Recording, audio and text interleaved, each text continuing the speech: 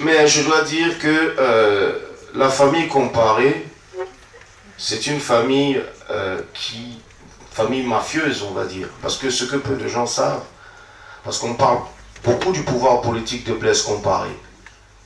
Mais ce dont on ne parle pas, c'est du pouvoir économique, de la puissance incroyable que ces gens-là ont dans la sous-région. C'est une vraie mafia qui est représentée dans toute l'Afrique. C'est du trafic d'armes, et comme vous le savez, pour faire du trafic d'armes, il faut aussi avoir de la drogue, donc c'est du trafic de stupéfiants, c'est du trafic de minerais, etc., etc. Donc, comme on négocie avec des couloirs pour faire transiter tout ça, il y a donc aussi du trafic d'otages, des pompiers pyromanes, puisque c'est eux qui allument le feu, c'est eux qui l'éteignent, à l'instar de ce qui s'est passé en Côte d'Ivoire, puisque le Burkina Faso a soutenu, bien évidemment, la rébellion en Côte d'Ivoire. C'est assez clair pour tout le monde. Les rebelles avaient pignon sur rue à Ouagadougou.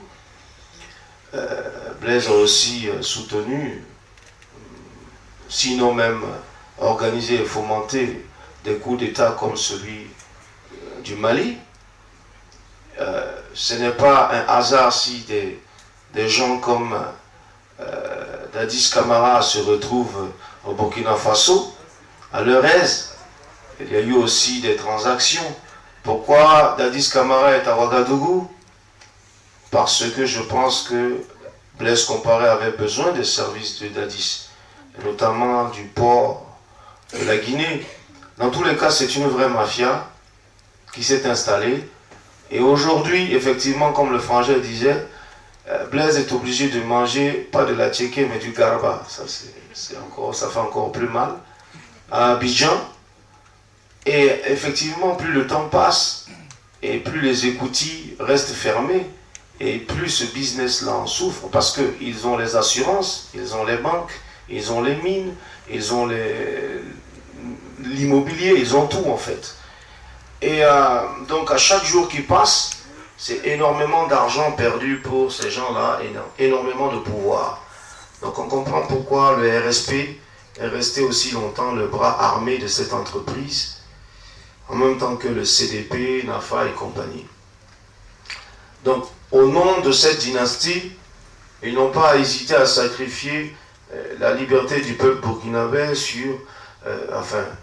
en maintenant ce putsch-là, le 16, en tirant sur une jeunesse, tout simplement pour préserver les intérêts d'un groupe. La liste du nouveau gouvernement burkinabé, donc du soi-disant gouvernement des putschistes, du CND, a été d'ailleurs établi à Abidjan. Je crois que ce n'est pas non plus un hasard, où François Compaoré figurait en bonne place. Donc, ce scénario-là n'est pas un scénario qui a été spontané. Je pense qu'il a été écrit à l'avance. Selon un de mes amis qui a été témoin d'un voyage, le lundi 14, donc 2 jours avant le putsch, un avion revenant de Dakar transportait Kadri Désiré Ouedraogo, ancien ministre de Blaise et aussi représentant de la CEDEAO, en même temps que des sommités comme Fatou Djendjéré, Alpha Yago, Léon Skone, etc. En tout cas des pontes du CDP. Ce n'est pas inconnu non plus que Blaise est allé rencontrer Sassou Nguesso quelques jours avant l'événement en question. J'ai moi-même été interpellé 1 mois à l'avance, avant que le putsch n'intervienne.